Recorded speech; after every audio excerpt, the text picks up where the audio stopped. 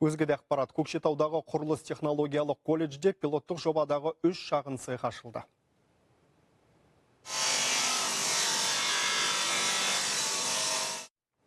Нәтижесінде студенттер дәнекерлеу, ағаш өңдеу және аспаздық цехтарында теориялық білімін тәжірибе жүзінде шыңдауға мүмкіндік алды. Мәселен, болашақ дәнекерлеушілер нақты өндіріске мейлінше жақын жұмыс істеп, темірден түрлі бұйымдар дайындады. Ағаш шеберханасында болашақ мамандар ағаш өңдеудің заманауи технологияларын меңгереді. Ал аспаз цехында студенттер тапсырыс бойынша тәтті торттар мен тоқаштар пісіреді. Осылайша білім ошағы өздері шығарған өнімдерден кіріс тауып отыр. Дәл осындай тәжірибе облыстағы тағы 3 колледжде жүзеге асып жатыр.